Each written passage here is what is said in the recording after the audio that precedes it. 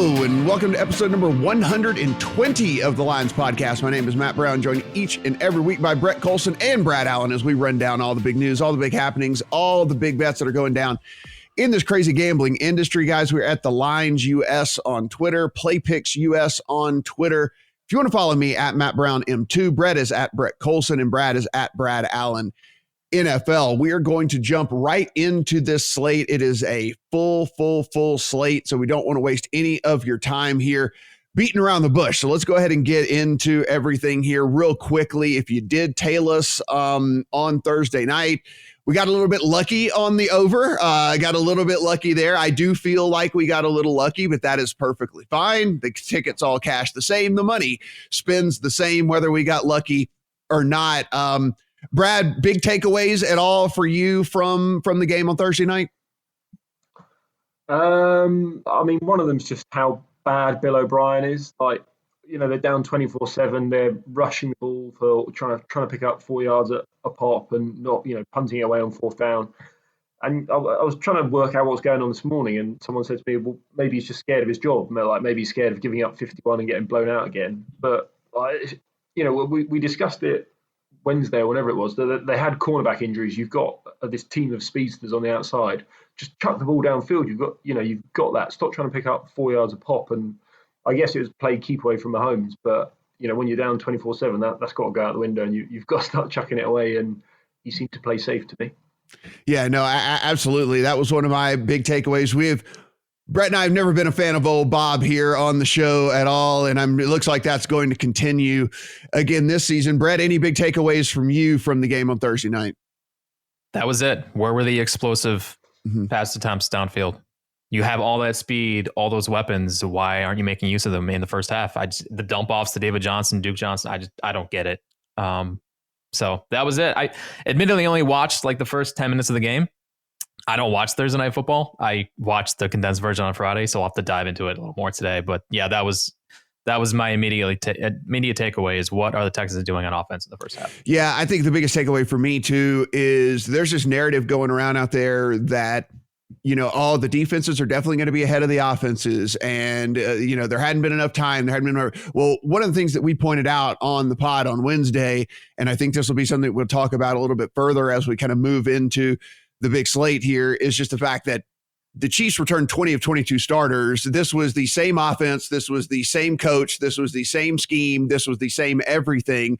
And so I think that you can try and paint this broad brush that you think that the defenses are going to be ahead of the offenses. But when there's as much continuity on a team, and there's only a handful of teams that have kind of something sort of what the Chiefs have, but when you have as much continuity as they had, they did not look rusty at all. They looked like a fine oiled machine the entire game, moving up and down the field. I mean, a couple of errant throws from Mahomes here and there, but by and large, it did not look like this team that was all clunky or rusty or anything like that. And so continuity, I do believe, is going to be pretty big thing here as we move into week one of the NFL. And let's just kick things off with one of those teams that I think that we'll probably look at from that angle here in this Bucs and Saints game. So the Bucs, the much ballyhooed Bucs here, are going to be heading to the Superdome to take on the Saints. As we look over here at DraftKings, this thing is sitting at 3.5 right now, a total of 48. Brad, I don't know how much you're buying into the Bucs here. Of course, they bring in Brady. They pull Gronk out of retirement. Just this week, they signed Leonard Fournette in that backfield right there. It's kind of hard to poke holes in the offense unless you believe that Brady is completely washed with all the playmakers they have. But are you buying into everything that's going on with this Bucs team? I'm not really, no. So, I mean, it doesn't seem like a natural fit to me. You know, we know about Brady. He was like 32nd in the NFL in throwing downfield last year. And we know that that's what Arians wants to do. We know that Arians quarterbacks, especially in the first year of the scheme, you know, there was a great piece earlier this year that went through all of the quarterbacks the first year they played in Arians scheme, and they averaged about 45 sacks. And Brady kind of averages, I mean, he took 25 last year. So the scheme, and, you know, they've said in camp that it's Brady adapting to Arians rather than the other way around. So to me, if you're going to ask your quarterback to stand there behind an average offensive line, especially in this game, because the offensive line probably doesn't match up well, He's going to get hit a lot. You ask him to throw downfield a lot, which is not really what he's done in his career since he had Randy Moss. It's not what he's done in the last 5 years or so. And then now we've got Mike Evans with a gammy hammy. We don't know if he's going to go. He's going to be a game time decision by the looks of it.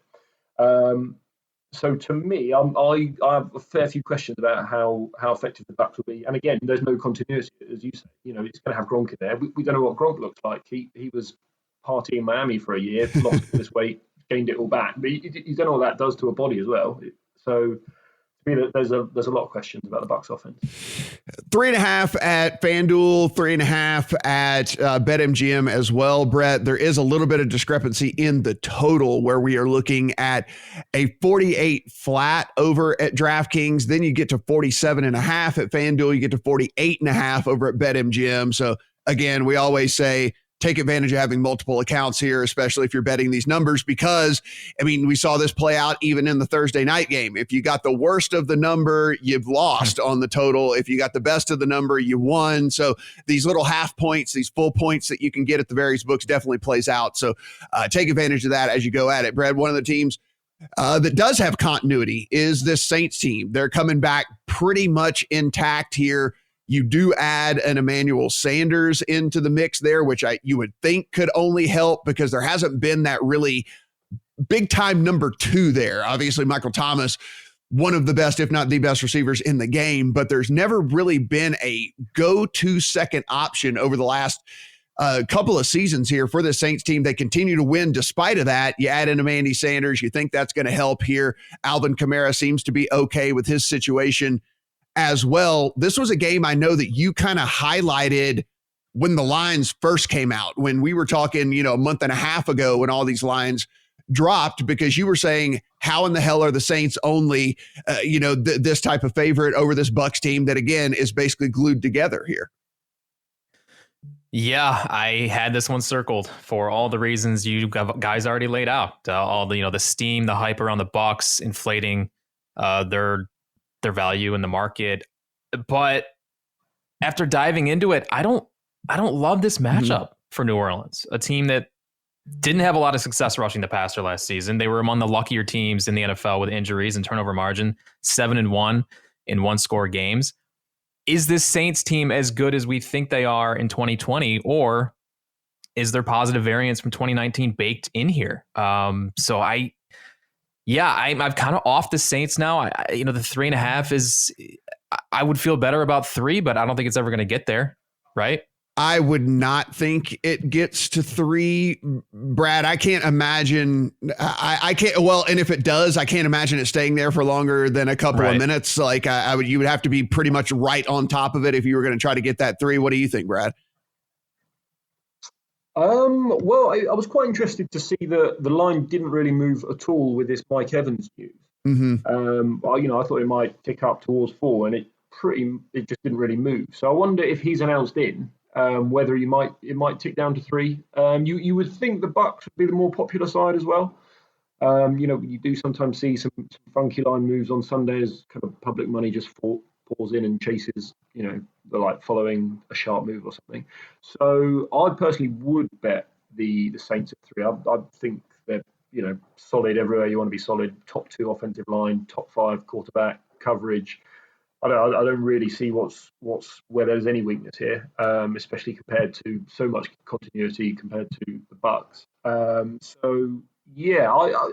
I think there's a chance we get 3, and if there was, I would bet it. Yeah, same here. So if this were to get to 3, kind of like I'll put in kind of an official pick here that is a mythical pick because it will have to get to a certain place. But yeah, if this hits 3, this is definitely going to hit my account. I think that there's a little bit of hype here around this Bucs team, and I get it. You bring in one of the great all times. I get it. You're going to get some off-season headlines for all of that, but I believe there's a little bit too much here. That is my play as well on this. Will be the Saints if this thing gets to 3. Seahawks at Falcons. The Seahawks head on the road, and with that, they are actually road favorites here. Now, there was a big disappointment last year in this Falcons team. Just couldn't quite get it going. Dealt with a ton of injuries as well along the way. That being said, as we look right now, 2.5 point dogs over at FanDuel in this one, Brett. So this thing has even moved a little bit. 3-point dogs at home against the Seahawks at DraftKings. How do you have this thing playing? Yeah, super soft 3 at DraftKings. I think Seattle is extremely overrated coming into the season, given what they have on the defensive line right now, rated the worst pass rush by Pro Football Focus. And on a fast track with all these weapons around him, I think Matt Ryan's going to have plenty of time in the pocket for 2 of the best route runners in the NFL to get open, separate from this, what is a very good Seahawks secondary. But I'm expecting a lot of points here from the Falcons. I think this is a game they might just win outright. I really like the side here, especially if you can get 3. I don't love the juice right now, but 3 is I think that's a dream number. Brad, signed Todd Gurley. Austin Hooper is out. Hayden Hurst is in. You already know what they have at the wide receiver position in Julio Jones and Calvin Ridley, so there's no question marks as to playmakers on this team from the offensive side of the ball. The biggest thing last year was this defense was an absolute joke, and there was a ton of injuries that kind of went along with that as well. We're heading into week 1 of the season, so you can't blame the injury bug at this point. Should there be you hear out of camp, but all camp reports have been pretty rosy, but saying that the defense had been looking better and that people were playing better, yada, yada, yada. Nobody's saying like, this team sucks coming out of training camp. Like you don't hear that from anybody, but how do you have this one? And are you a little shocked that the home team is catching points here? Yeah, so I'm probably on Brett's side of this as well. There definitely was. You remember mid-season last year? I think Raheem Morris took over the defensive play calling duties from the head coach, and there was a genuine uptick. You remember the first game back against the Saints? They held them to 10 points or something, and then the rest of the season they were in the top half of the league in terms of defense against quite a tough schedule. So you can build that narrative if you want to kind of buy into. There was an uptick. This is the inflection point. This is the reason why there was an uptick. They do get, they are fully healthy, as you say. So I think they'll be a middle of the pack defense in my ratings. The offense, as Brett said again, I think they're going to score points here. The Seahawks were already sort of a bottom 5 pass rush in the NFL last year. They lose Clowney, and we do know if you're not going to get any pressure. And meanwhile, the Falcons' offensive line, it returns 5 out of 5 starters. They're going to be pretty solid. So I think Matt Ryan, if he's got time and he's got these weapons up, I think he should. He should get his points. He should get to 28 or so. And hopefully, if that is the case, then the Seahawks will have to let Russ cook. That's kind of the big question. That's the big question about the Seahawks. They've got these weapons. They've got Lockett. They've got Metcalf, and they've got probably the 2nd or 3rd best quarterback in the NFL, and they just don't let him play. And sometimes when they play these good teams, like when the Chiefs went to visit the Seahawks last year, and they have to let Russ throw to keep them in the game. It's great for the over, personally. I think my favourite bet in this game is over 49, because I think they will be forced to throw to keep up. And, DK Metcalf, Lockett, they're better than their opposing numbers as well. So that would be my play here, over 49. Yeah, and actually we're looking at BetMGM sitting at 48.5. So if you want to go ahead and take the over, you'd head over to BetMGM and bet that one there. I'm along the same line as you guys, and this is not always going to happen in all these games, we promise you, but we will disagree. But I just think the wrong team is favored here. I don't know why this Falcons team, first game of the year, assuming health here again, would be coming in as a dogs. I got the worst. Well, like you said, Brett, that's kind of a flimsy 3 there. So I actually have opened a teaser with this one with the Falcons team, took them up to 8.5. I'll tell you how I close this thing out a little bit later as we go down the list of games here. But so this was an open of a teaser here, a home team in the Falcons that I think probably should be favored, if not just a pick 'em anyway. Bring them up through the 2 key numbers there to 8.5. And I feel very, very confident in having a Falcons plus 8.5 as one of my legs of a teaser here. So that's kind of how I've got this game played right now. If I had to play the total, I'm with you, Brad. I would lean towards the over in that one as well.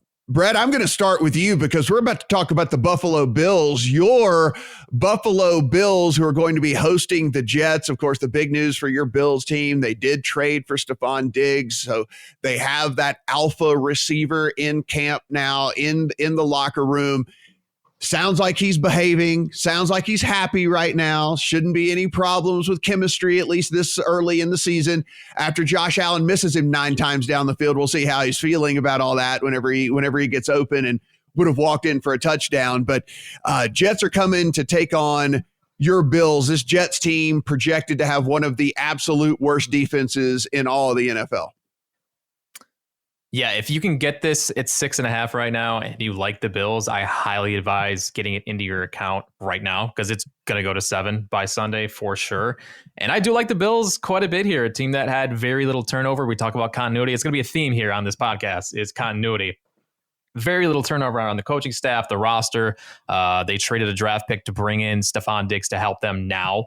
And, the lack of a downfield playmaker was very apparent in their playoff loss to Houston last year. So I was extremely happy to see them address that in the offseason. And the Jets are not built to beat the Bills defense. We're looking at really windy and sloppy conditions on Sunday. How is Sam Darnold going to pick apart this Bills secondary that's already elite in 15 plus mile per hour, 20 mile per hour gusts? I just don't see it happening. And they can't run the football. They were one of the worst rushing football teams in the NFL last year. Lev Bell was terrible last year. So, I don't envision Darnold being able to score many points here. And I trust Brian Daboll to scheme yards, find ways to get the ball into the hands of Stephon Diggs, keep him happy early in the season. And I love the Bills as a play here. Brad, we're looking at a total here of 39.5. Brett just mentioned should be sloppy conditions. So we're seeing that kind of play out here with this total. You look at this Jets team, they did go out and draft Denzel Mims to try to help on the offensive side of the ball. The problem is he can't stay on the field. This guy has not practiced with the team in about a month. He's still dealing with these hamstring injuries. Doesn't look like he's going to be a factor at all for this Jets team as well. So now you kind of go back to, all right, they got a pretty bad defense, projected to have a bad defense. And then on top of that, they went out to try to get a playmaker to help Sam Darnold. This guy's not going to be on the field. Is there any way you can convince us that we should be looking harder at the Jets here? No. Week one, you want to be on the bad teams from last year. You want to be against the good teams from last year, and especially teams who relied on their defense to get to the record because, we know that's going to regress. I think the market underestimates how much everyone comes back to the middle. So, I'm looking at the underdogs first, but the matchups here everything points you to Buffalo.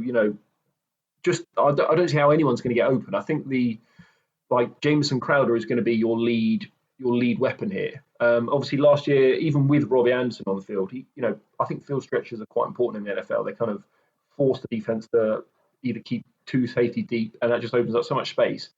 But if you've just got Jamison Crowder, you're playing in a phone box down there, and the Bills are so well coached. They've got 2 superb safeties. They've got one of the best corners in the NFL. And if it's windy as well, the Jets aren't going to move the ball at all. So it's basically for me it's under or the Bills. And I've not really decided yet because I'm not sure how well the Bills are going to move the ball because I really like the Diggs signing because we know Josh Allen's weakness is accuracy.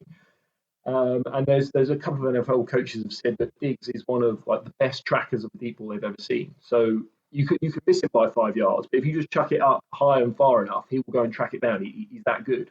So that is literally perfect for Josh Allen. He can just heave it up. It doesn't need to be that accurate. But if there's 20 mile an hour winds, that's a bit of a concern for that as well. So all of that to say, I lean under and I lean Bills, but I've not bet either. I do have the Bills in my account as well. It's just the same for everything that we've mentioned here. I have no confidence whatsoever in the Jets to be able to do anything at all as far as moving the ball. I don't think they have the playmakers to be able to get that done. And then you go into playing right into kind of Bills football here in kind of an ugly, nasty situation where the Bills can hit you with a 2-headed monster now in the backfield. Since Zach Moss apparently is going to be the second coming here, Brad. I mean, you don't even have to worry. Singletary is going to be on the sideline by game 3 if you listen to everyone out there. So, I'm with y'all here. It's Bills for me. I don't have a play on the total, but I'm with you, Brad. I would lean towards the under in that one too here. Guys, if you have a play in the Bears and Lions, I will let you take over here. I was kind of leaning towards the Lions. Brett and I are a little bit higher on the Lions than most people are. And then the news comes out here. So the Bears are going to be going to Mitchell Trubisky, which led me even more towards looking at this Lions team. And then the news comes out, Kenny Golladay, limited Wednesday officially, missed practice on Thursday. Not looking great for him. Matt Patricia said it was just something that happened yesterday, and we were just trying to make sure we did a good job of taking a look at it. The most non-statement statement of all statements from a head coach, basically saying he's hurt, and I'm not going to tell you any more about him being hurt. So, Brad, do you have any interest in this Bears-Lions game? Because with that injury news, it's going to be tough for me to pull the trigger with Golladay being such a big part of that offense. No play for me. I thought 3 was fair. The Lions are kind of the trendy team of the offseason, aren't they? Because of how many close games they lost. The Bears have been untrendy, or the analytics hate them for the last 3 years because it's all defense and the quarterback's crap. I thought the line was fair. I wanted to be with the Lions, but at 3, it was just done for me there. And Golladay, it was too much uncertainty. Brett, do you have any thoughts on this one? Well, I missed my window to get on in this game. I don't know why I didn't just bet the Lions -1.5 while I was blasting their division futures all during June and July. But here we are. Now it's 3, and it's just not the sexy play it was a few months ago. I do like the Lions a lot. They're a team that had some of the worst injury luck in the NFL last season with Matt Stafford going down. They looked like a fringy playoff team while he was in the lineup. They are a trendy, fun team coming into the season. But the injuries are a concern, and at 3, this is just a stay away from me in week 1.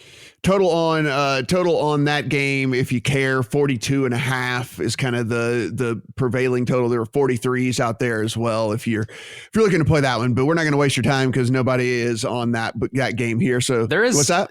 There is a fun fact that really has no predictive value whatsoever about the total. The Lions over is 12-1 in the last 13 week 1 games. Like how do you explain that? That's crazy. Random. That's how you explain it. Yeah, it is fluky, random noise is all it is. Brett, I just thought that was Brett, fun. I will allow you one trend on this podcast, and that is the one and only trend I will ever allow on this podcast. I said it has no predictive value. I just think it's interesting. It's a fun fact. But that's from here on. What is like? You know what? Here's a fun fact. Every time the Gatorade is red, they tend to score over 24 points or whatever. And like that's just a fun it's fact. Amazing how that's that just works. a fun fact, and we'll tell people fun facts, but do not. We want to drive this home that none of this stuff should be used in the way that you make a bet. God damn, I hate trends so much, and I can't. And everyone is going to know by the end of this podcast just how much I hate trends. Packers at the Vikings. This is sitting at 2.5 at DraftKings, shaded a little bit towards the Vikings. We're looking at a total of 45 over at DraftKings, over at FanDuel, 2.5, and that's on 110 on both sides. So you're not having to pay any sort of shaded number there on this one. Guys, everybody seems to be down on the Packers, and you kind of look at what they did in the offseason, Brett, and this was something that we kind of picked apart with this team when we were looking at this division as a whole. They did nothing to help Aaron Rodgers at all. They used their first-round pick on a quarterback to replace him. They used their second-round pick on a running back, the one position they were actually kind of okay at on the offensive side of the ball. They really needed a number 2 for Devontae Adams because, I mean, as good as this guy is, you would like to think that eventually teams are just going to say, we're going to double team this guy. If you want to beat us with Marquez, Valdez, Scantling, or Allen Lazard or whatever, if you want to beat us with those guys, go right ahead.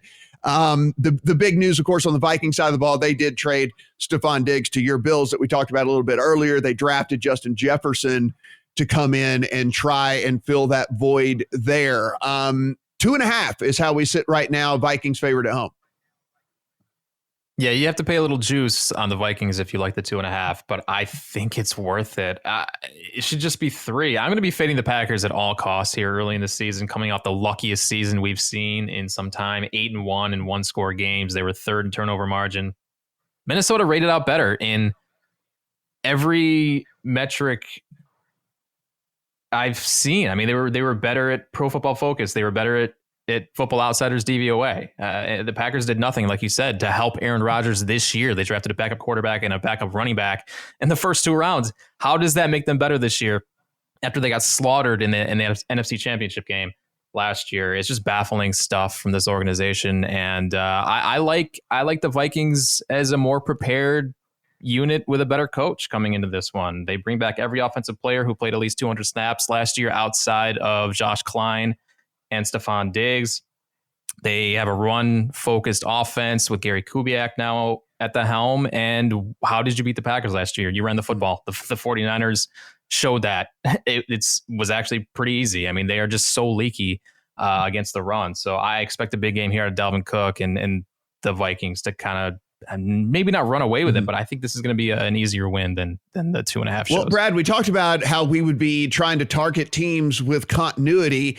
The Packers have continuity, but it's on the bad side of things here. It's like it's all the same guys as last year on a team where we were going, God, if he only had some help. Like, man, if this guy only had some help, maybe we wouldn't be talking about wasting all these years with one of the, as far as like pure arm talent quarterbacks we've ever seen in Aaron Rodgers. But this organization continues to not give him what it seems like it needs to get it over the hump here. And they did it yet again.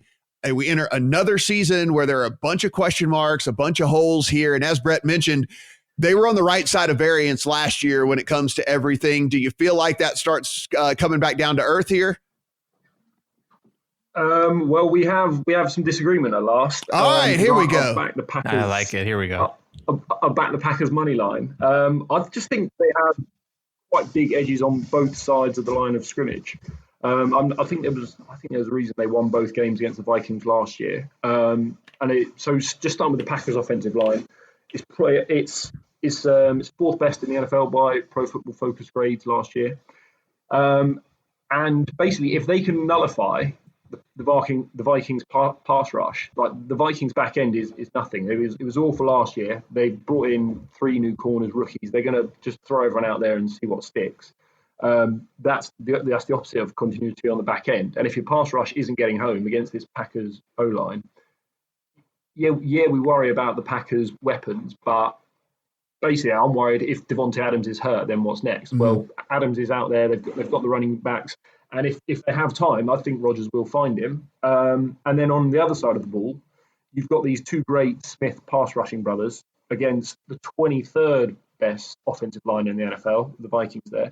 So if they get down at all, and now they force Kirk Cousins to drop back without play action, without screens or whatever, I think he's just going to get sacked. So that is a concern. Yeah. My concern is that the Vikings run the ball well and get up early, and that they're not forced to drop back like that.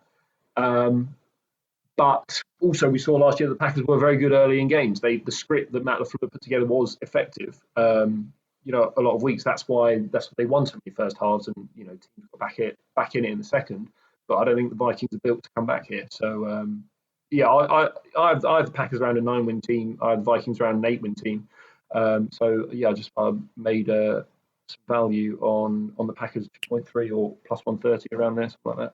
So I don't have a play on this one. I will give you kind of my quick thoughts was that I was considering using the Packers as the kind of the second leg of that teaser that I talked about that I opened a little bit earlier, taking the Packers from that 2.5 up to 8.5, ultimately decided on a different game as where I was looking to close the teaser out. I will say this, typically I would not be looking at road team. I would prefer always a home team in a teaser that I'm looking at. I just tend to like the home teams when it comes to these teasers, but I don't think that this is something we really have to worry with moving forward. And you'll see my trend whenever I talk about the team that I did choose to to kind of go with that. Listen, there's going to be no fans in Minnesota at all, 0 fans. So we did see on Thursday night, there was a smattering of fans out there. You could hear them kinda-ish in the background, not really. Vikings going to have no fans whatsoever. So it's going to be an empty dome there. And we're going to have that in several different scenarios throughout the course of these games where home field advantage might not mean all that much in here in these first few weeks anyway, until these teams decide how they're going to go about this whole fan situation. The Vikings being one of those teams that decided they were going to go no fans whatsoever in the stands there. It's week 1. We don't have to worry about travel. Teams aren't coming off of a game at all or any of that. So home field advantage to me is, I'm not going to say non-existent in week 1 here in 2020, the COVID season of our Lord here, but I will say that it is far less for me here in week 1 of this, not really playing that into a lot of my handicapping here. Dolphins at the Patriots. Of course, we know the big news. Cam Newton is going to be starting at quarterback for the New England Patriots. On the other side, I imagine we will eventually see Tua Tagovailoa under center for the Miami Dolphins before the end of the season, but that will not be the case as we get going here. It is going to be Ryan Fitzpatrick. We sit at 6.5 as the spread in this one, 42 on the total over at DraftKings. Brad, do you have anything that you like one way or the other about this game?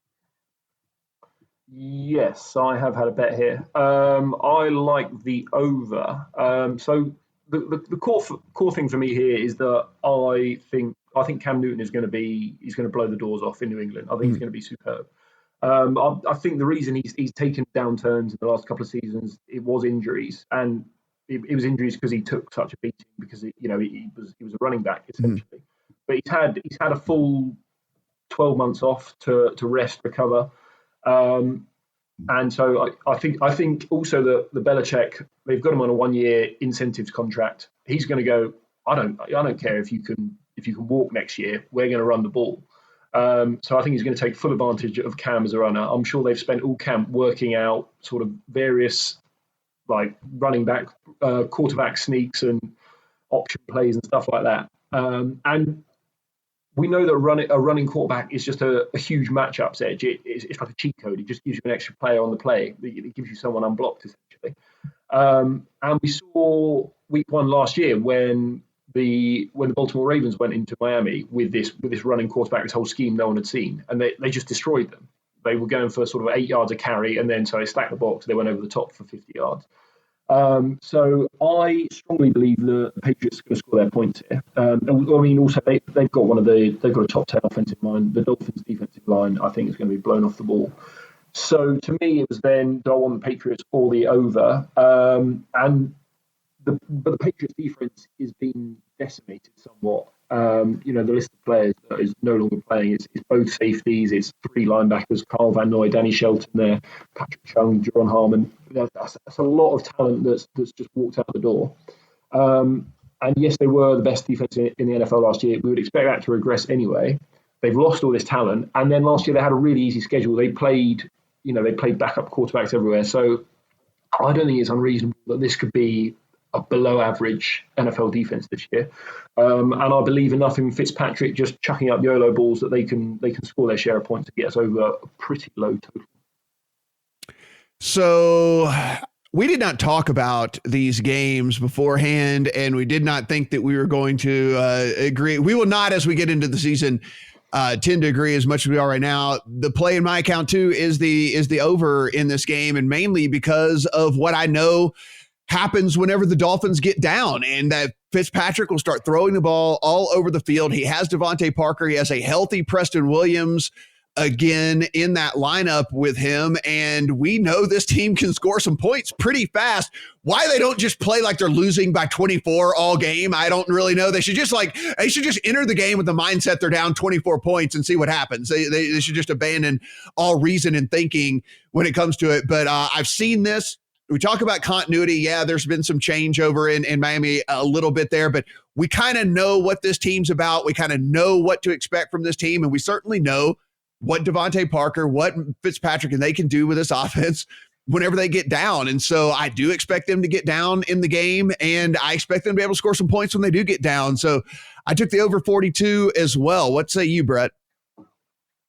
Yeah, Ryan Fitzpatrick is great for overs, not just because they can score in garbage time, but they give up points and opportunity in garbage time because Fitzpatrick just goes into DGAF mode, makes terrible throws, and we might get a defensive touchdown out of that as well, right? Yeah, so I like the over too. My play here though is the Patriots, and it's funny because it's a team I've been blasting all offseason, but I do actually think they're going to come into this game ready and motivated after that Week 17 debacle last year. And Miami's a little overhyped for my liking, considering all the turnover they had in this coaching staff and roster in the offseason. New offensive coordinator, new defensive coordinator, new offensive line coach, a lot of new players on the defensive side of the ball.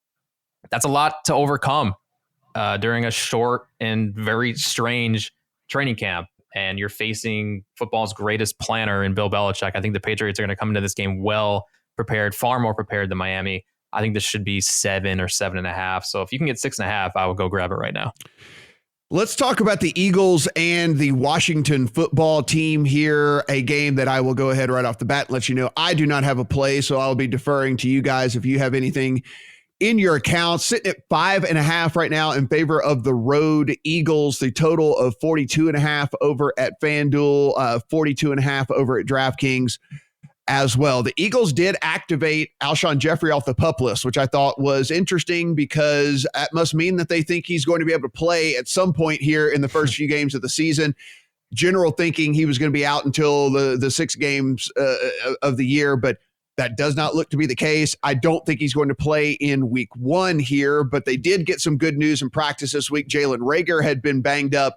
He was back practicing in full. Their big draft pick that they brought in to kind of give them some help in the passing game. It looks like he's going to be good to go here in week 1. On the Washington side of things, Darius Geis, Adrian Peterson released. Looks like maybe they're turning to Antonio Gibson, maybe Bryce Love mixed in there as well at the running back position.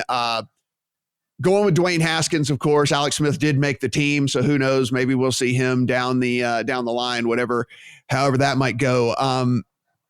Brad, any play here for you in this one? Like I said, this was one of the very first games I marked off here. I actually think Washington's going to have a pretty good defense this year, and with the weird situation that's going on with the Eagles and the offense and whatnot, first game of the year, I decided this was just a pass for me.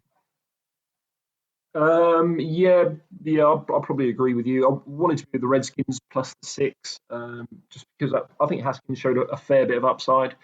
My concern is this offensive line, which is, again, projects to be one of the worst bottom 5 in the NFL by PFF grades, and they're going up against a stacked Eagles D-line. You know, they got Fletcher Cox, they added Malik Jackson. So I just can't see Haskins having any time back there. And so, it was a pass for me in the end, especially if the Eagles have got there's some weapons. Anyone opposite Deshaun Jackson, then suddenly it's a different game in my view, because if you've got him on his own and you can just double cover him with the safety there, then you can nullify him. But if you've got to single cover him and also worry about Jalen Reagor, then I think you start to open it up a bit. So pass for me. Brett, you gonna come with some hot take here and tell us a side that we should be on or anything like that, or is this will make your card? Not really. No. I mean, I like Washington. I lean Washington. They're a team that's always underappreciated in the market. That's the case again here, even though this is suddenly, like you said, one of the better, more up and coming defenses, one of the better young pass rushes in the NFL right now.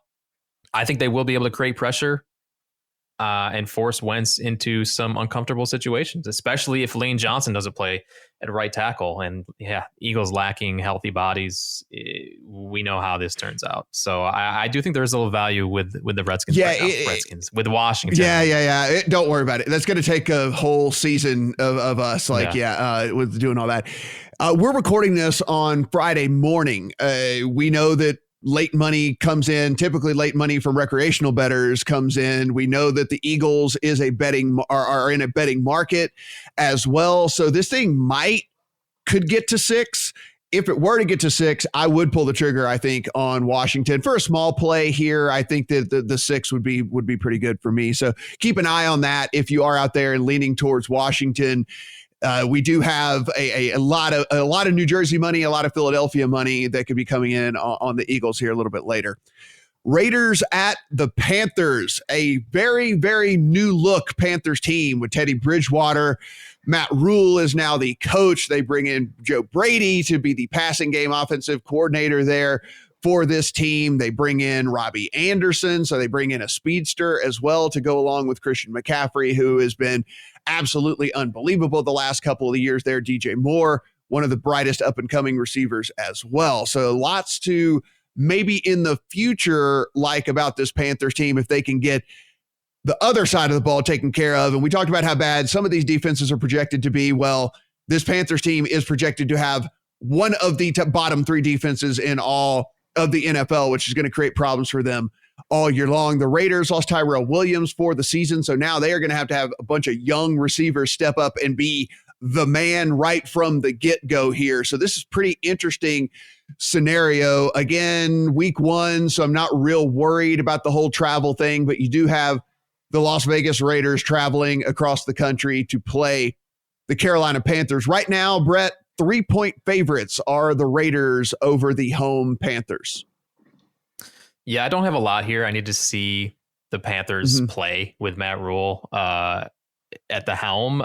I would probably lean the Raiders just because of the continuity thing that we've been talking about all show. I really don't know what this Panthers offense is going to look like. I do like the over here because of I think the Panthers overs are going to be a play early in the season. I don't think people really appreciate how bad this defense is and how underrated this offense is. Like you said, they have a lot of really nice pieces here in this offense, and Teddy Bridgewater, I think, is going to be fine. So I'm looking at over. I really don't have a play on the side. Brad, 47.5, the total. I agree with Brett here. I don't have a play on the side. I don't know what I'm going to get from this Panthers team, and with no preseason at all to have any sort of inkling as to how this is going to play out. I'm going to need to get a little bit of Panthers film under my belt here before I really start to back this team. That being said, what I am pretty confident in is they're going to have a bad defense. I'm also pretty confident in the fact that they should be able to score on the Raiders defense as well. It would be an over or pass for me. How do you see this one? Yeah, I like the over, and I quite like the Raiders side. I think it is just that continuity angle. So they're switching to a 4-3 defense. And that they lose like Luke Kuechly, Bruce Irvin, Mario Addison, Gerald McCoy. Basically, just the entire defense is brand new. And then, so they were coming in with Dante Jackson, Eli Apple at corner. They were both terrible anyway. Now, Eli Apple's out for the season. So, meanwhile, the Raiders, they already had a top 10 offensive line. They've got weapons. They've got Henry Ruggs, who obviously is like 4.27, I think he runs. Darren Waller is more than capable. Hunter Renfrow in the slot. So I think I can't see how they could even have a competent defense, switching schemes, switching coordinators, like 10 new players in there. So I think the Raiders are going to score. And then, as you say, if they force Bridgewater to air it out with those two receivers on the outside with McCaffrey in there against a Raiders team which has zero effective cornerbacks, as far as I can tell, then yeah, I like over 47.5, and I like Raiders -3. Can Bridgewater air it out? Yes. Like the Saints didn't let him last year. I mean, he just listen. He can, and listen. You got to remember, and it's a different scenario, and I understand, and it's playing against NFL players and all that. But like, remember what Joe Brady was able to do with Joe Burrow in one season, and come in and take him from a guy who might have been a free agent signing to the number one pick in the draft in the course of one season. I think he can scheme up some stuff for this offense with all those playmakers here. I think the Carolina offense is going to be very fantasy friendly. Like if you're a fantasy player, like I think it's going to be a very fantasy friendly offense for you, and especially because of the defensive situation where I believe they're always going to be playing from behind. So it could be a fun team to back from that aspect anyway. So do like me an over or pass there on that one. Now, this game is the game I was talking about. So the Colts and the Jaguars. Of course, Phillip Rivers under center for the Colts now. Drafted him some weapons in Jonathan Taylor and Michael Pittman to go along with T.Y. Hilton and Paris Campbell that are already there in town. The Jaguars released Adrian Peterson, traded A.J. Bouye away to the Broncos. It looks as if they have decided to tank for the season. It looks as if maybe they are trying to move over to Brad's homeland over there is what's going on. Maybe that's what this is all about.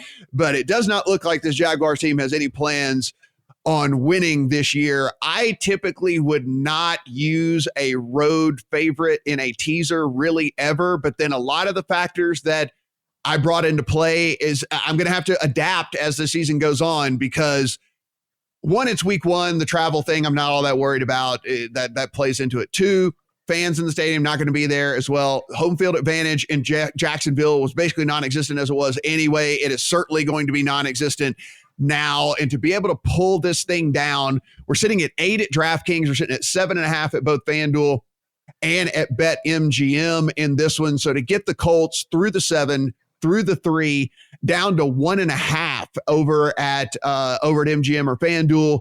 That is how I'm closing out that teaser that I mentioned that I opened a little bit earlier here. I'm going to have the Colts plus minus 1.5 on the road at the Jaguars. Brett, tell me I am crazy that I am going to be teasing this team down. It is a road favorite. It is a cardinal sin. I know. I don't care.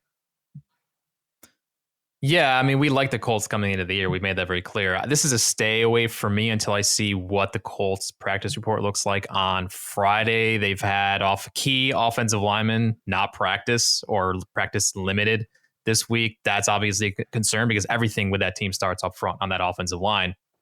But I think it's a pretty safe play.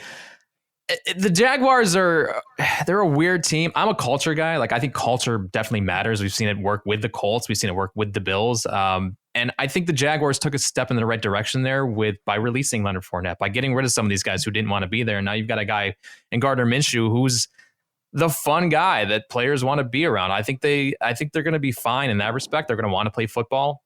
I certainly don't think you're going to see players on the Jaguars just tanking games like we saw last year. So I think the Jaguars will be better than people think this year, but man, I think I'm okay with the Jaguars at +8 or 7.5. At 7, I get a little nervous, but I think you can get 8. Brad, what you think about this one? I think anyone with a model is going to tell you that the Jaguars are the play here. But I am terrified of this Colts offensive line against this patchwork Jaguars defensive line. I've read a couple of trenches previews today, and both said the number one mismatch of the week is that Colts O-line. And it's tough to know.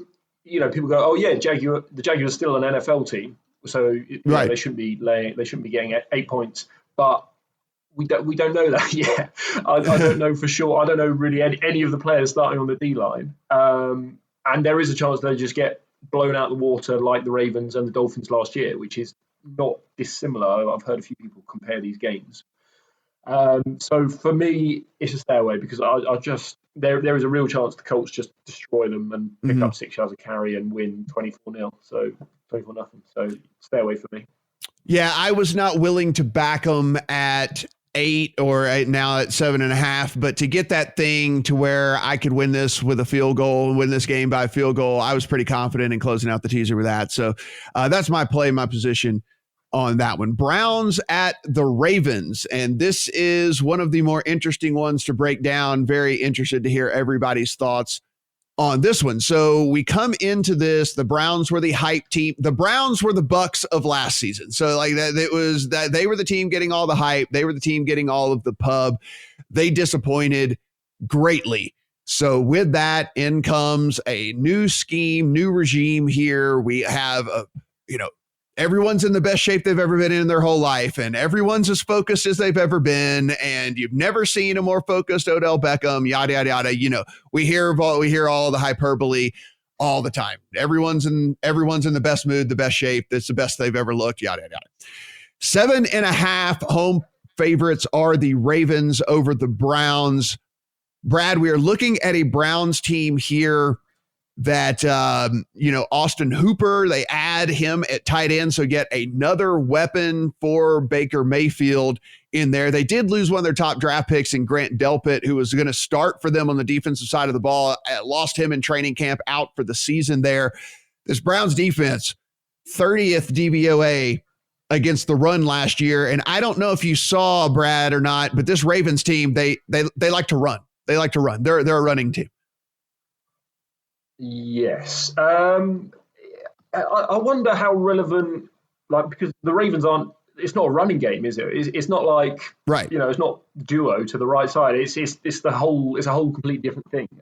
So I'd throw that out a little bit. And I kind of value the fact that they saw Lamar Jackson twice last year and that they've had the entire offseason again to prepare for Lamar. So I have backed the Browns plus 8.5. So partially it's that familiarity. Secondly, I'm a little bit concerned about some of the changes on the Ravens. Earl Thomas is gone, we know.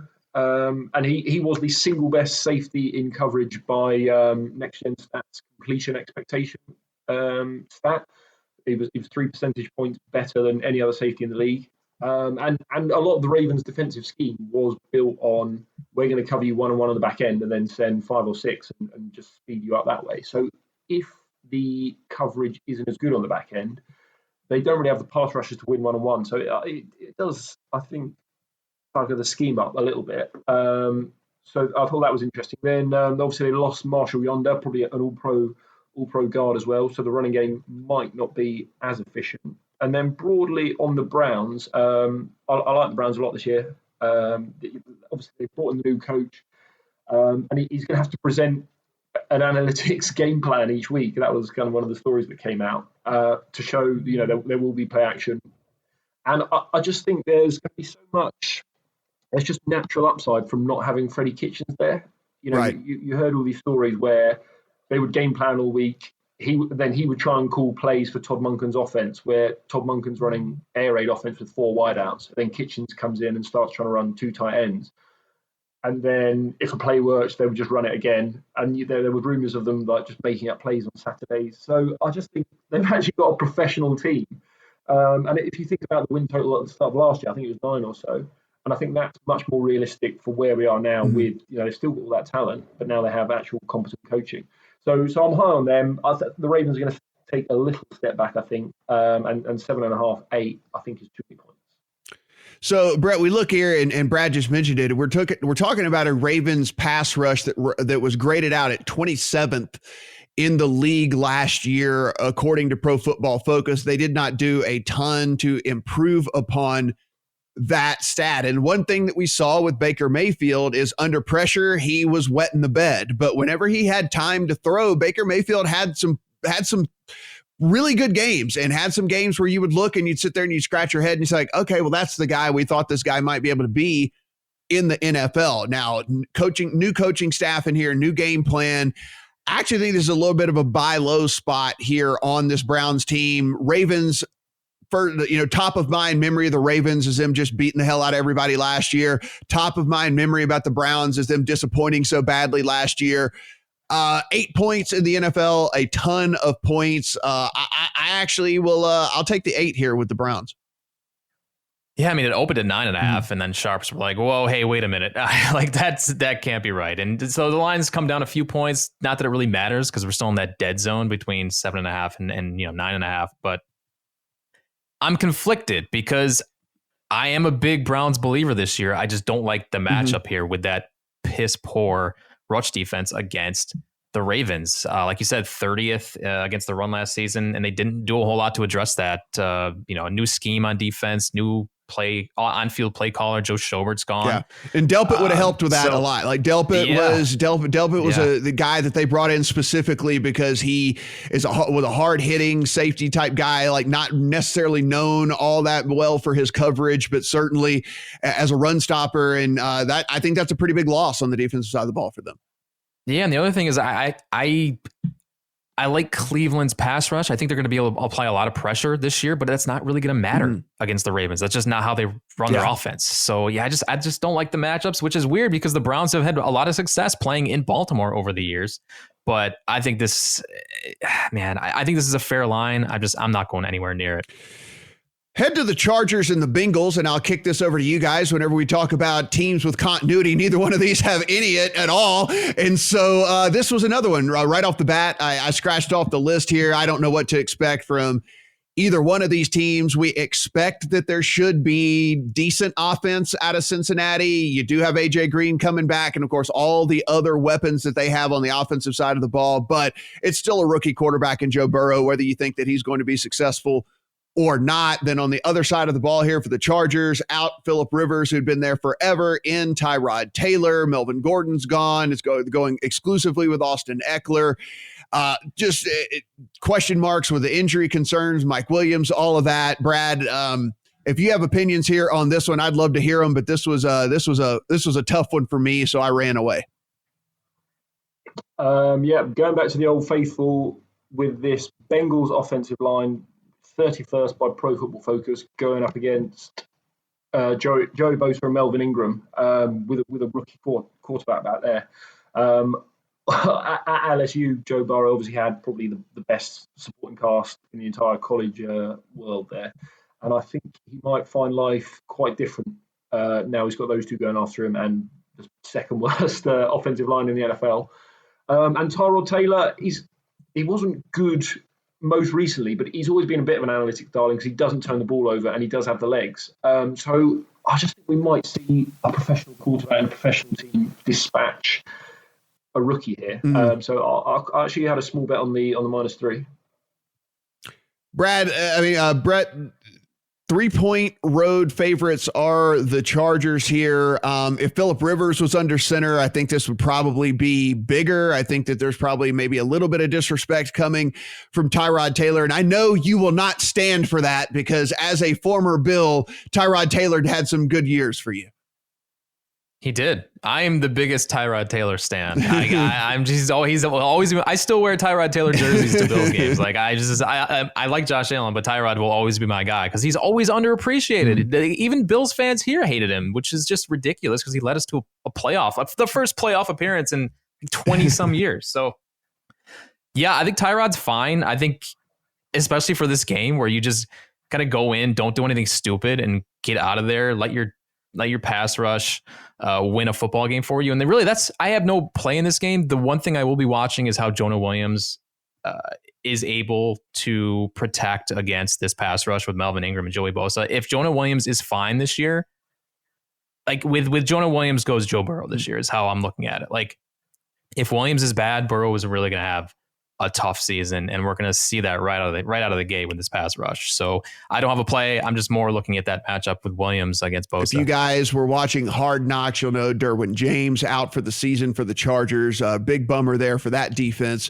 One of their best players, if not the best player on the defensive side of the ball. Yeah, I'm just going to take this one in, try to learn as much as I can about these two teams through one game, and then hopefully I can at least form some sort of opinion moving forward. Cardinals at the 49ers. Of course, the 49ers blow the lead in the Super Bowl. Here they come back, get a home game against the Cardinals. We're looking at the 49ers as 6.5-point favorites, a total of 48.5.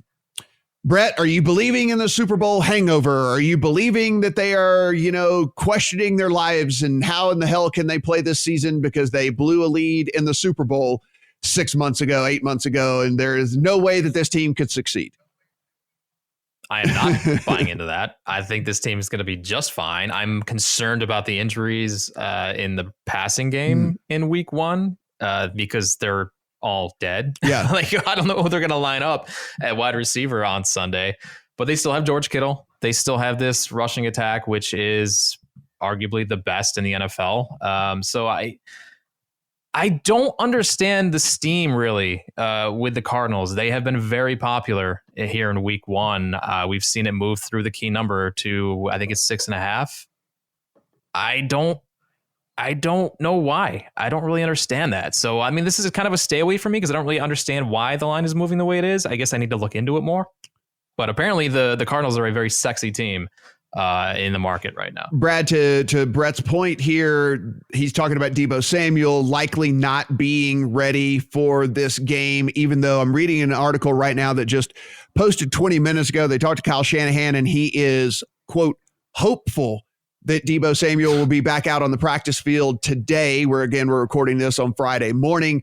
Brandon Ayuk, their draft pick, did make it back onto the practice field on Thursday, which is at least a good sign for them that he would be able to go. But they're at the very least, you're going to have a couple of guys that are not 100% out on the field. And then on the other side of the ball for this Cardinals team, of course, the big splash, they traded for DeAndre Hopkins. Yeah, I can kind of understand the line move. The 49ers have got the hallmarks of a regression candidate. Just, they were built on the defense.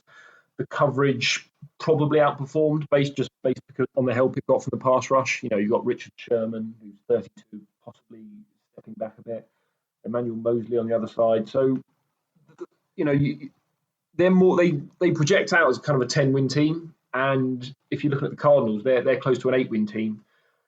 Just based on sort of Football Outsiders projections.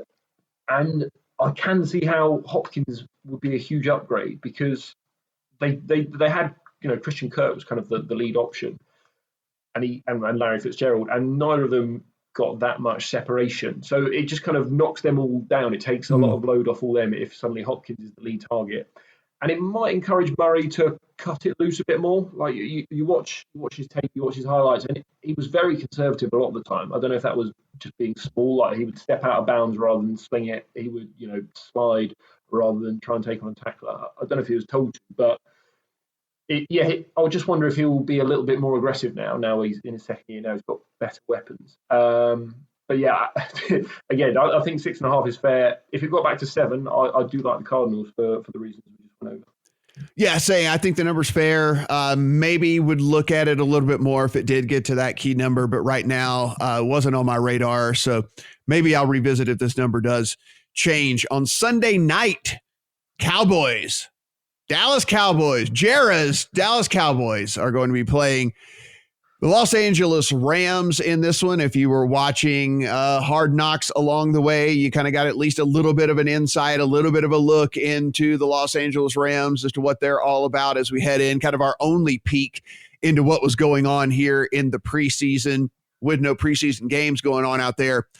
Right now at BetMGM, the Dallas Cowboys are 2.5-point road favorites. At FanDuel, it is a 3, but again, that's an even money 3 on that one. And then over at DraftKings, looks like we're sitting at 3, and it looks like we're sitting at 3 over there as well. Are we sitting at 3 at DraftKings, or are we?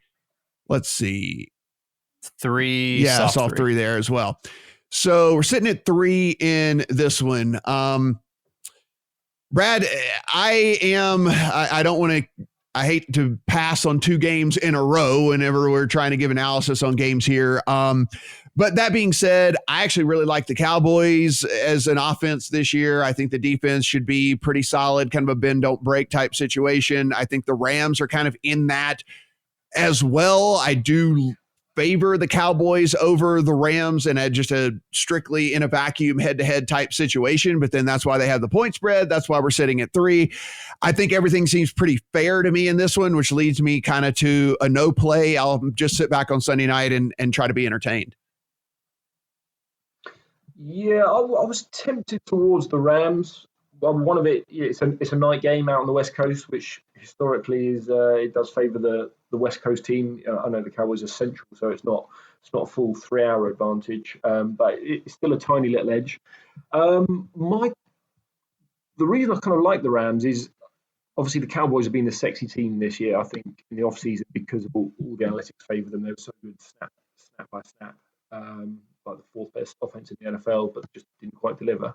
But I have questions about their offensive line. Obviously, the center retired, and then the right tackle is out, Lyle Collins, this game as well. And then obviously you've got Aaron Donald in there, and if you've got two replacement level starters and suddenly trying to block Aaron Donald, I think that might not go super well. So at 3, I prefer the Rams, but it wouldn't be a big bet for me. because there are so many questions about their offensive line as well. Brett, 3.51.5. If anything, maybe seems a little high to me, but again, nothing to trigger a play as I sit right now. Is anything in your account on this one? No, this is a fade for me. Look, I will always and forever bet against Jared Goff when he's facing a team that can get pressure in his face. And the Rams really did nothing to address the offensive line in free agency or the draft, which is amazing. Seven rounds. They didn't draft a single offensive lineman. But the Cowboys aren't really that team for me. They don't get a lot of pressure on the quarterback. So I don't see a whole lot of value fading Goff in this matchup. So this is kind of a stay away. I'm just going to enjoy the game, sit back and see what the Rams look like. We like you said, we like the Cowboys coming into the year, but kind of had this feeling last year too. I think we announced the Cowboys as Super Bowl champions after week 1 last year. So I guess we'll see how they turn out in this one. But I have no play here. Line just seems fair to me. Maybe if there's any sort of drastic move one way or the other, could get me enticed. Monday night, we have a Monday night doubleheader. The Steelers at the Giants kick things off. Steelers 5.5-point road favorites, a total of 46.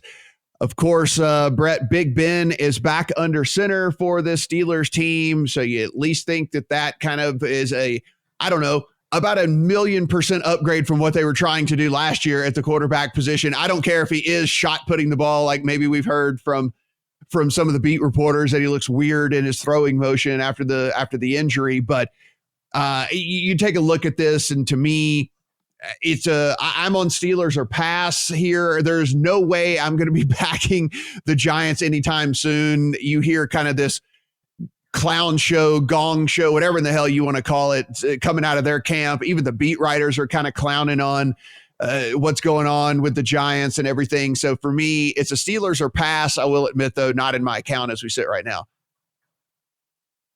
I love the Steelers this week. I absolutely love the Steelers. I think this has the highest potential for a rout in week 1. I just don't see a path to the Giants winning this game against this pass rush. How are they going to block these guys? They're all back. They're probably due for some regression just because of how good they were last year, but this defense is still what it was last year. Very little change. And you're facing a Giants quarterback who is probably the most turnover happy quarterback in the NFL. Fumbles constantly, throws picks. I think the Steelers are going to eat. And the ceiling for this team is exciting if Big Ben is good. So I love the Steelers here. Definitely in my account. Brad, what you think here? I'm Steelers or pass. He loves the Steelers. Come with a Giants take for us, please. No, I've not bet it. I've not bet this one at all. I mean, again, if you're running numbers on this, I think you probably come up with the Giants +6. But I'm Brett sold me on that pass rush against the an offensive line with holes at right tackle and at the centre, but also a quarterback who just sits in the pocket and is seemingly oblivious to like anything around him. His pocket presence is abysmal. So I would not be surprised to see a few sack fumbles and taken the other way. So yeah, Steelers will pass for me as well. And then we head into the late Monday night game here, guys. It is the Titans at the Broncos, and a much different game than it was even just a few days ago. The Titans, as we know, pretty much surprised everybody last year. I think there were some people who thought that they could be a solid team, certainly not the team that we ended up getting out of the Titans. The real big news here is the Broncos, and this all happened within the last week, and one happened within the last couple of days here. Von Miller out for the season for this Broncos team. Along with that, now Cortland Sutton, their big stud wide receiver, is day-to-day with an AC joint sprain, which is not good for a wide receiver. So here we sit with two pretty major injuries here. Brad, we actually saw, and now it didn't move through a key number or anything, but just on the Von Miller news alone, that this thing moved from the Broncos being a 1-point favorite now to a 2.5-point dog in this one. So it did move through the zero, didn't get it all the way to a key number, but still a significant move nonetheless. How are you kind of handicapping this one now with all this news kind of coming out here in the last few days? So I wanted to be with the Titans anyway. buy into this narrative that that you want to be a big, strong, power running team earlier in the season because it takes less precision. Essentially, ramming Derek Henry into the line isn't like trying to organise a West Coast offense. And I also just think that I had the Titans rated out around a 9-win team, the Broncos around a 7-win team. And then so you chuck these injuries on, and you can probably push the Broncos down to kind of 6.5 wins. But I would be playing the first half. Obviously, I would imagine you're going to hear a lot about the Broncos at home early in the season narrative, with the the altitude and players not being at full fitness yet. I think it's like 22-2 in the last 24 years or something like that. So I know the Titans came out and said this week they're doing extra conditioning after practice, but you can't really replicate a game scenario at altitude. So I think Titans first half, just get the better team on side, and then you don't have to worry about them tiring out second half.